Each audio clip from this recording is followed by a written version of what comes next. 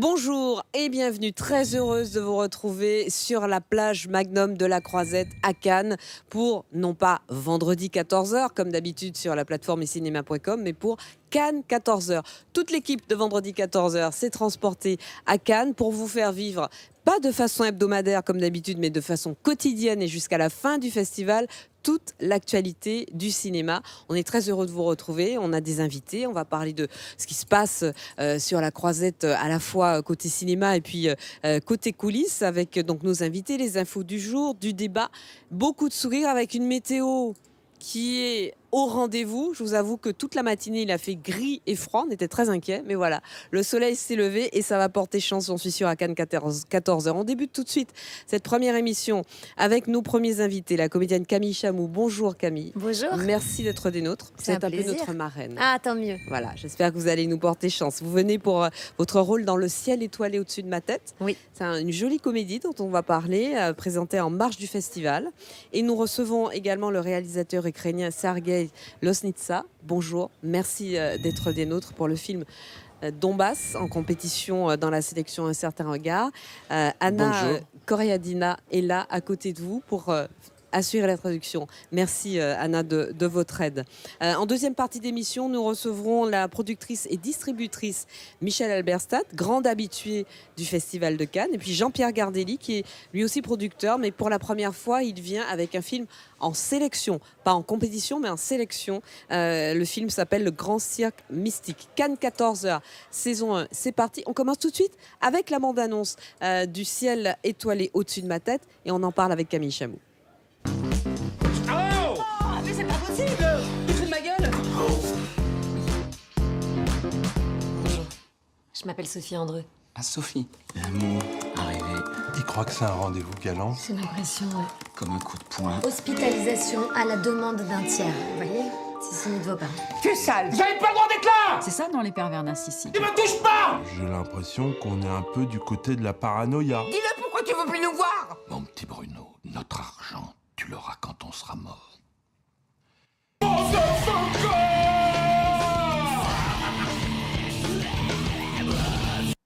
Bruno? C'est l'instant magique. Vous courez tout nu la nuit dans la cage d'escalier? On est dans les toilettes, là, Bruno. Il y a eu comme un flash et j'ai ressenti un frisson. L'histoire de ce type qui arrive plus à sortir de chez lui. Il s'agit de vous. Je pense que vous êtes sur une ligne de crête, très haut, près des nuages, là où se trouve l'inspiration. Le ciel étoilé au-dessus de ma tête. Quelle blague. Et puis quoi encore? Alors Camille, on va commencer avec vous.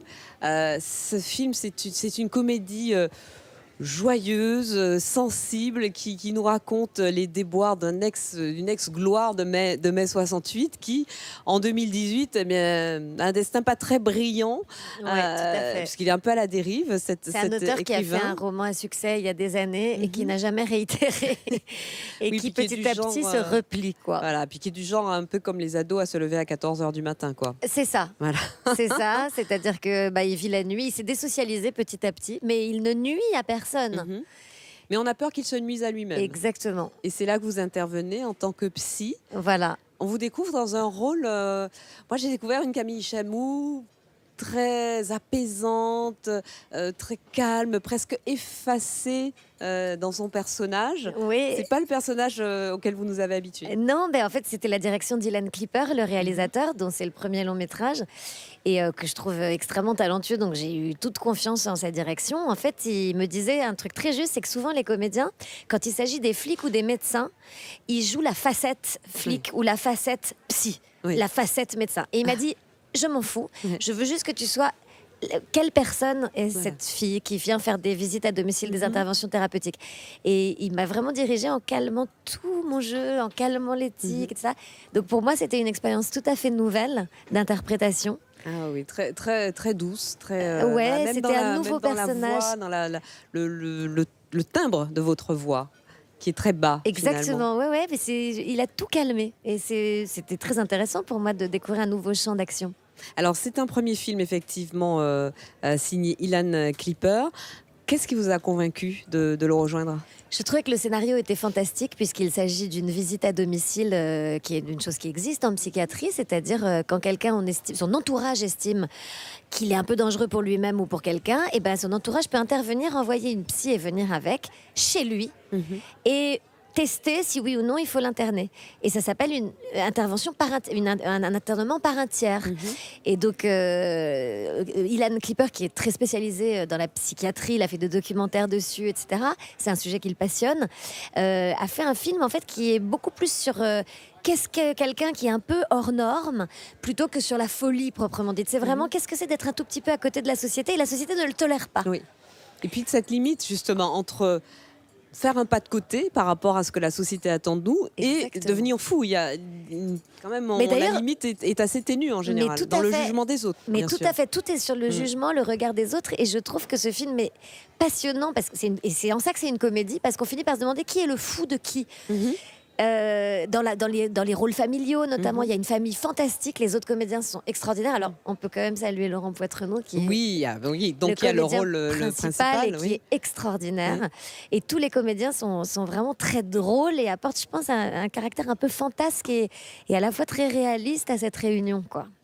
Merci beaucoup Camille. Alors avec le film Donbass, on passe à toute autre chose. Le Donbass, c'est cette région de l'Ukraine convoitée par la Russie, infestée de gangs très violents où des Ukrainiens se battent pour garder l'intégrité de leur territoire national. C'est un film dense, dur, mais aussi par moments truculent. Rien que les premières minutes du film, une scène de maquillage donne lieu à un dialogue savoureux. On en découvre tout de suite la bande-annonce et Camille Chamou va devoir nous quitter pendant cette bande-annonce parce que vous avez un avion à prendre. Et merci infiniment de m'avoir reçu. Merci à vous. Et bon Cannes, bon festival à tous. À très bientôt, on regarde la bande-annonce. Все? Все. Ну что, блядь, мужчины, бабы за вас воюют, а вы по подвалам прячетесь.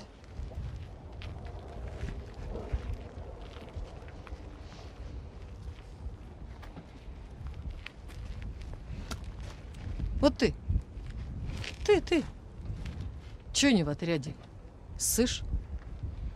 У меня мама больная. А у нас у всех мама больная. У нас одна мама. Одна на всех. И она больная. Наша Родина. Наша мать. Наша Родина, мать больная.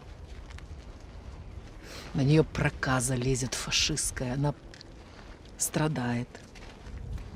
Она сыновей своих просит о защите, а вы как крысы разбегаетесь. Ще разделю вас на 2 отделения и на передовую! Ссыте! А ну, блядь, все разделись по пояс. Сейчас мы на вас посмотрим.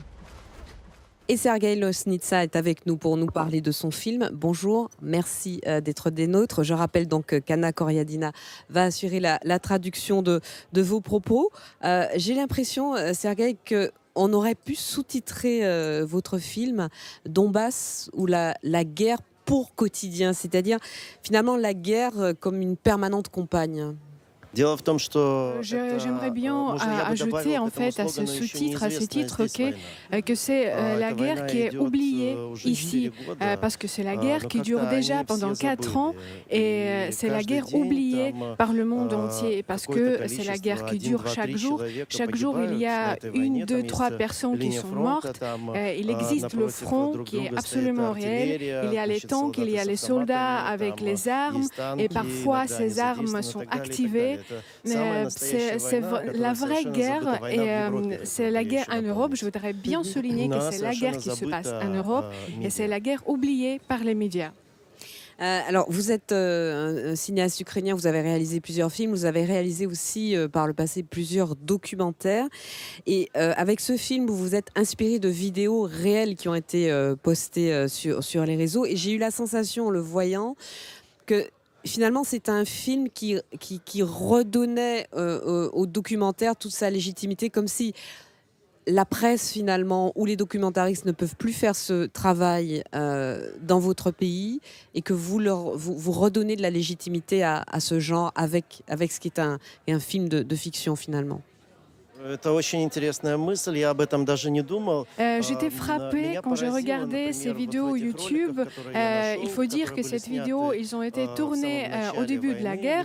Et j'étais frappée par l'influence du caméra, par l'influence de présence de caméra dans qu'est-ce qui se passe en fait devant le caméra. Parce que le caméra, elle a eu l'influence immense sur qu'est-ce qui se passe.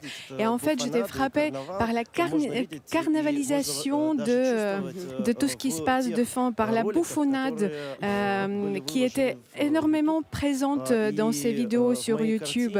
Et dans mon film, je fais en fait la même chose. Peut-être certains peuvent penser que c'est la méthode artistique, mais en fait non.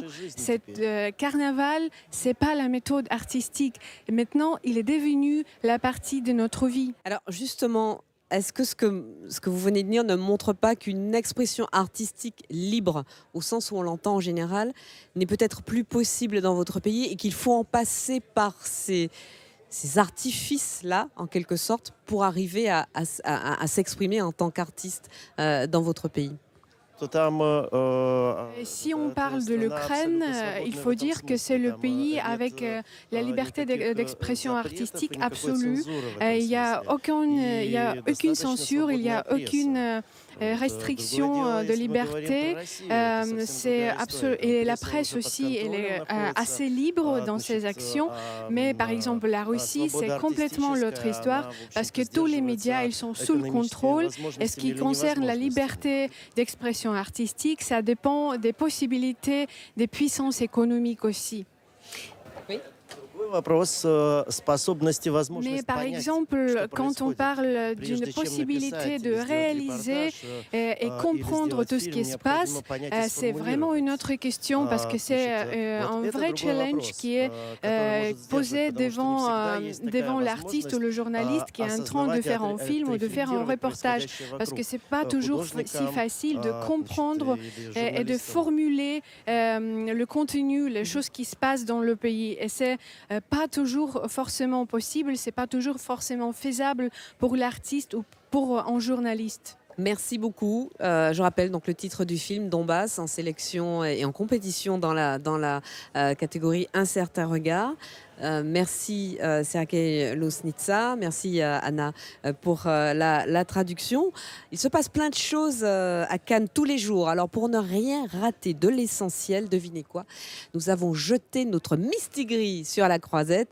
Mistigris, c'est le nom de code de notre reporter. Elle ne rate rien des principaux événements de la croisette. Son journal des dernières 24 heures à Cannes, c'est tout de suite.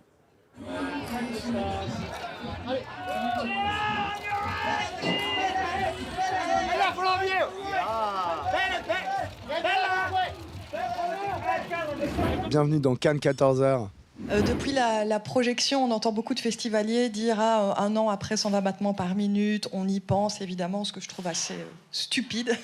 Et je voudrais avoir votre réaction sur ce titre de film qui revient souvent quand on parle du vôtre. Merci. Déjà, c'est pas désagréable d'être comparé à un film qu'on aime bien. Voilà.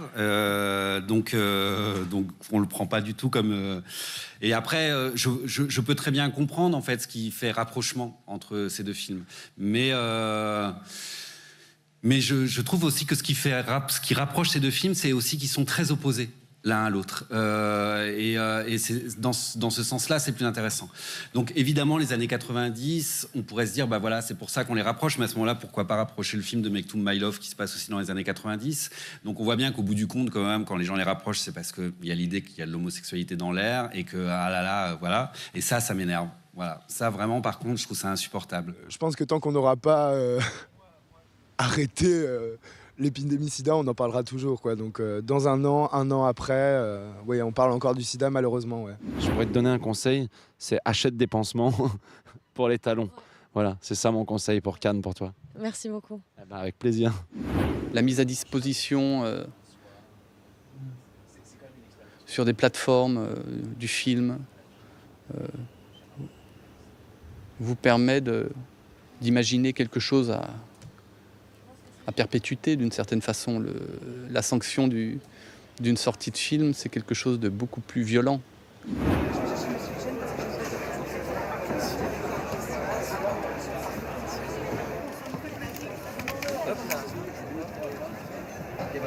J'ai rencontré beaucoup les gens de la Cinémathèque française, américaine. J'ai rencontré les gens de la Cinémathèque chinoise, avec lesquels nous avons un accord signé il y a à peu près 7 ans, qui était un tout petit peu endormi, disons. On avait des échanges, mais pas suffisamment importants.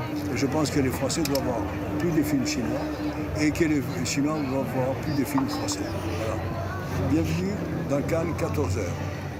Voilà pour le petit journal de notre Mistigris. On revient sur le plateau de Cannes 14h avec les invités de notre deuxième plateau. Michel Alberstadt nous a rejoint. Jean-Pierre Gardelli est là également. Bonsoir, bonjour. Bonjour. Encore le jour.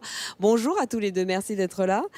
Michel Alberstadt, vous avez été journaliste spécialisé dans le cinéma. Vous avez écrit plusieurs livres, produit de nombreux films. Vous êtes sur la Croisette cette année en tant que productrice et distributrice de 3 films. On va en parler dans un instant. Jean-Pierre Gardelli, vous n'êtes pas un novice dans le cinéma. Vous êtes même un découvreur de pépites.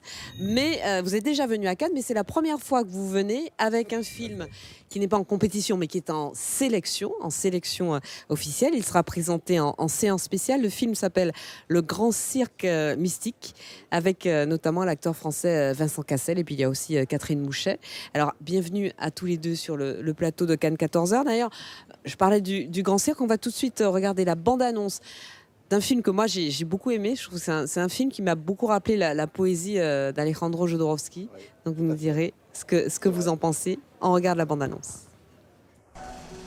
Agora, doutor, você vai conhecer a origem e a cura de todos os males. A senhora não queria me dar um presente? Eu quero um circo.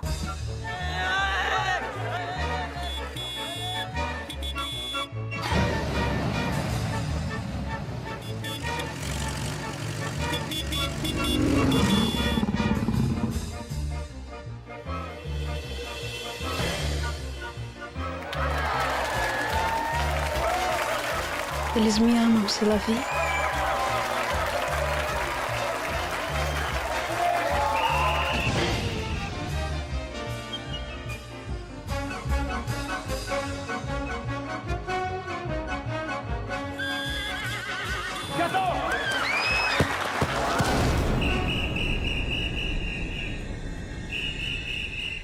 Jean-Pierre Gardelli, c'est la première fois, je le disais, que vous êtes à Cannes avec un film en sélection. Il n'est pas en compétition, mais il est dans la sélection officielle du Festival de Cannes. Vous y êtes en tant que coproducteur à la tête de la société Milonga. Le film, donc, Le Grand Cirque Mystique de Carlos Diegues, c'est une coproduction française, portugaise et brésilienne. Bon, est-ce que vous êtes particulièrement ému de monter les marches avec ce film ? On est ému pour différentes raisons. D'abord, avec Daniel Hérol, on a coproduit ce film et c'est une très belle rencontre avec Carlos Diegues. On s'est adossé avec Bodega Film, dont je suis aussi le partenaire. Et c'est une récompense extraordinaire pour notre première production.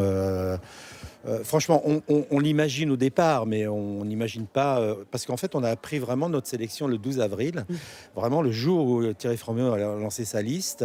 Et c'était absolument incroyable, quoi, parce que je l'écoute, il voit 1800 films, il en choisit 30, donc être parmi les 30, c'est vraiment un bonheur. Et c'est surtout un bonheur aussi pour tous ceux qui ont participé, et une belle récompense pour ceux qui ont participé à cette production. Alors, je parlais tout à l'heure, et nos téléspectateurs s'en sont peut-être rendus compte en découvrant la bande-annonce, de l'univers d'Alejandro Jodorowsky, c'est un univers très, très poétique qu'on retrouve dans ce film de Carlos Diegues.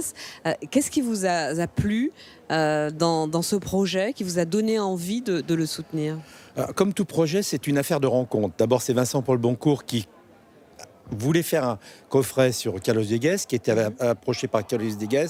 Et là, on a appris que Carlos cherchait un coproducteur français. Voilà, donc c'est cette première rencontre. La première chose, c'est qu'on connaissait vraiment l'univers de Carlos Dégès. J'avais vu à l'époque, puisqu'il est une grande figure du cinéma novo, j'avais vu ses films, Quilombo, Bye Bye Brésil. Donc j'étais déjà acquis à son univers. Et ensuite, avec Daniel, on a été acquis bien sûr à ce scénario. Il y avait en plus un casting français qui était quand même passionnant, parce que Cassel est quand même quelqu'un qui a du goût, qui s'engage vraiment sur des titres, qui est vraiment très proche des créateurs. Voilà, autant de choses qui nous ont permis de dire oui très vite. Et puis ensuite, il faut mener à bien cette production. Un film qui est très poétique, qui est très esthétique, qui est très tendre aussi, et puis qui raconte l'histoire sur 5 générations d'une famille du cirque, des arts circassiens. Est-ce que sur le papier, c'est un film qui est difficile à financer ? Je dirais de notre côté oui, parce que on a été adossé au CNC, on a eu Cinéma du Monde, les nouvelles technologies, donc là, quand tout s'enchaîne comme ça, oui, c'est beaucoup plus facile. À l'arrivée, c'est toujours une aventure compliquée parce qu'on est dans des cultures aussi différentes. Le film a été tourné au Portugal, on a amené nos techniciens. Voilà, c'était quand même un petit peu sur le papier, un petit peu difficile. Et puis, je le rappelle, c'était notre première expérience. Donc, c'était pour nous un saut dans le vide, quoi. Donc, on a appris beaucoup de choses en même temps. Voilà, faut dire les choses. On a appris beaucoup de choses. Et puis, on a aussi fait confiance à cette production. Et je crois que c'est un élément important. Parce qu'on a des cultures différentes. Ils avaient envie de la planète française, parce que la planète française est une planète cinématographique pour les auteurs étrangers. Carlos Dégès était président il y a 3 ans de la Caméra d'Or. Donc voilà, il y avait autant d'éléments qui faisaient qu'on était partie prenante sur ce film. Oui. Donner la Caméra d'Or. Sur quel film ? Les Bêtes du Sud sauvage. C'était le président, d'accord. C'est lui qui nous a remis Ah oui, d'accord. Voilà. Très beau souvenir, vous voyez, la boucle est bouclée. Justement, Michel, vous présentez 3 films à Cannes en tant que distributrice. Wildlife de Paul Dano, dont on va voir la bande-annonce dans un instant, qui a fait l'ouverture de la semaine de la critique. Le très attendu Whitney de Kevin MacDonald, consacré à la vie de Whitney Houston. Et puis, très attendu aussi, on va en parler, le film Aïka de Sergei Dvortsevoy, qui est en compétition officielle. Vous connaissez bien le festival, vous venez de parler de la Caméra d'Or. Est-ce que vous avez un conseil à donner à Jean-Pierre Gardelli pour qu'il ait le cœur, peut-être qu'il ne s'emballe pas trop en montant les marches ? Déjà, d'aller assister à la répétition technique la veille. C'est au milieu de la nuit, le palais est vide, on passe par les coulisses et d'un seul coup, on se retrouve dans cette immense salle, devant cet immense écran. On doit être 10 dans la salle. En gros, c'est juste pour vérifier le niveau sonore de la copie, et on se promène dans la salle qui est déserte et on voit, et ce qu'il y a d'extraordinaire dans cette salle, c'est qu'elle soit vide ou pleine, le son est le même, ça n'est pas affecté.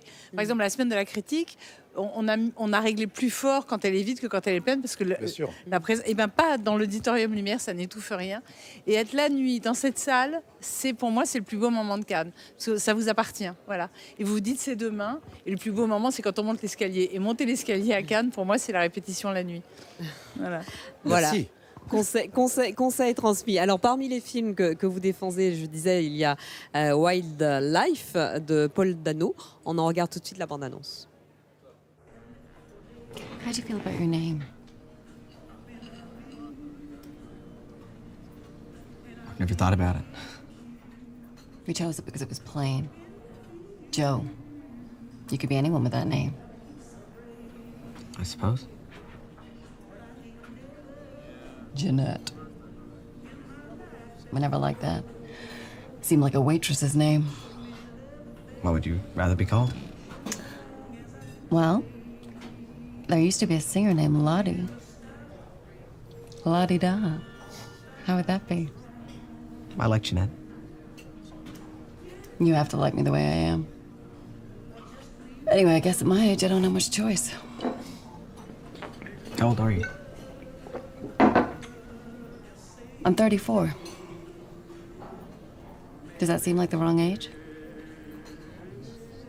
Would you like it better if I said I was 50? No. 34 is all right. All right. Well, I won't be at this age forever, so don't get used to it. Alors Michel, est-ce que vous avez une préférence dans les 3 films que vous défendez, ou en tout cas, donnez-nous les raisons de les aimer?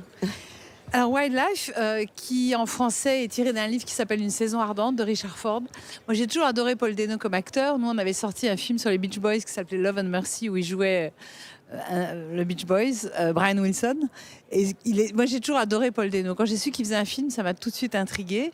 Et on a vu le film à Sundance. Et le film est d'une incroyable délicatesse, d'une incroyable tenue.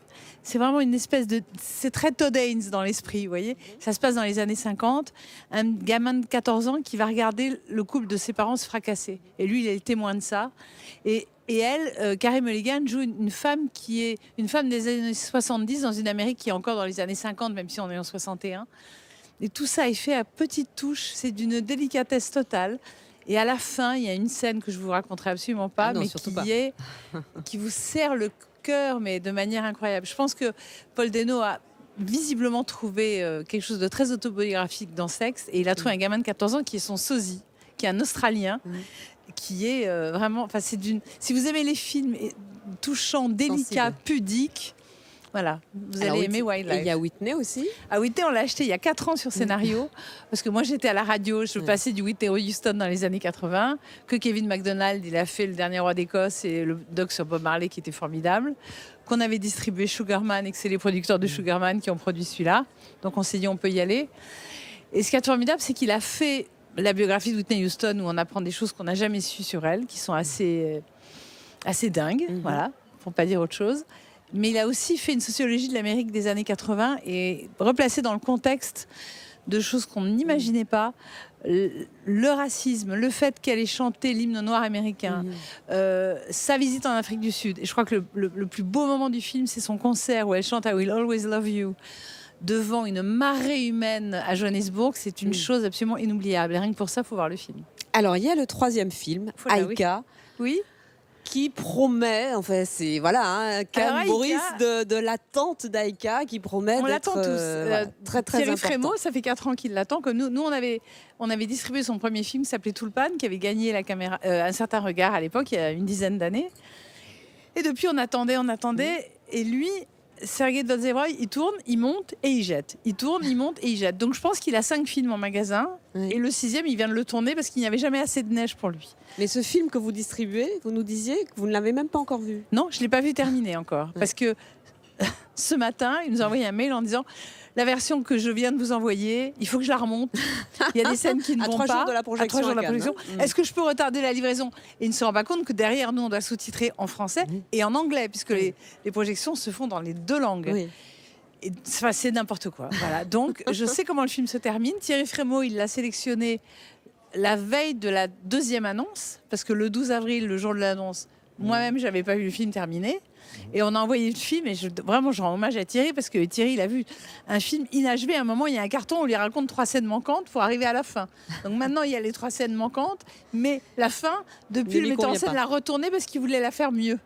Enfin voilà, il y a des gens qui n'arrivent pas à lâcher leur film. Et lui, il voudra bien lâcher. Pardon ? La dernière touche de peinture sur la toile. Alors là, je lui dis, mais après Cannes, tu pourrais y revenir. Il me dit, oui, mais c'est Cannes qui compte, c'est pas après Cannes. Enfin, donc voilà. on va voir le film dans 3 jours. On espère qu'il sera terminé d'ici là. Merci à tous les deux. Merci beaucoup de nous avoir rejoints. On est samedi. Ah, c'est le lendemain de vendredi. Et le vendredi, qu'est-ce qui se passe sur le site dicinéma.com? Mais c'est le jour du film de la semaine. Mais comme on était en répétition hier, eh bien, je n'ai pas pu vous présenter le film de vendredi. Donc c'est ce samedi que je vous le présente. Vous suivez? Le film de la semaine sur icinema.com s'appelle Le train de sel et de sucre du réalisateur brésilien Lichinio Azevedo. C'est un film qui nous relate les ravages de la guerre civile au Mozambique à la fin des années 80. Pour quelques téméraires, le train qui relie Nampula à Malawi au Malawi, et leur seul espoir de survie, où ils peuvent échanger du sel contre du sucre, deux denrées évidemment rares et très importantes pour eux. Voilà, le film est à découvrir sur icinema.com. Quant à nous, on se retrouve demain sur Altis Studio, sur la box SFR à partir de 20h et sur le site icinema.com. Mais d'abord, la bande-annonce du film, évidemment.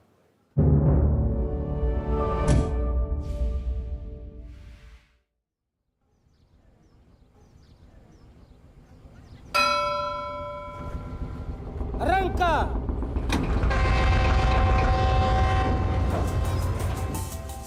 Esse país é incrível, com pessoas boas, mas esta guerra faz os maus ficarem piores. Este vagão é nosso. Todo o comboio é nosso. Nós conseguimos a independência, mas estamos numa guerra sem fim.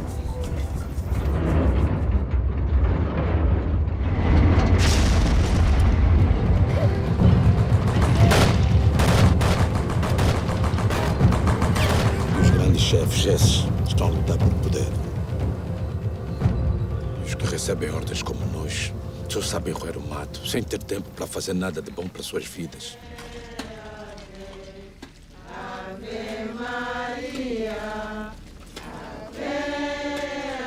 Antigamente diziam que o povo era água e o militar era o peixe.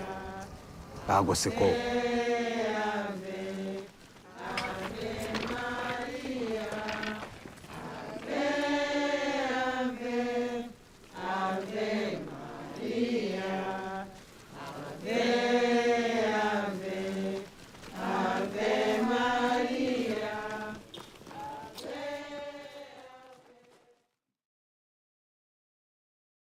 Voilà pour la bande-annonce du film de la semaine sur icinema.com. On se retrouve demain sur la plage Magnum de la Croisette au Festival de Cannes pour Cannes 14h sur Altis Studio à 20h et sur le site évidemment d'icinema.com. À demain.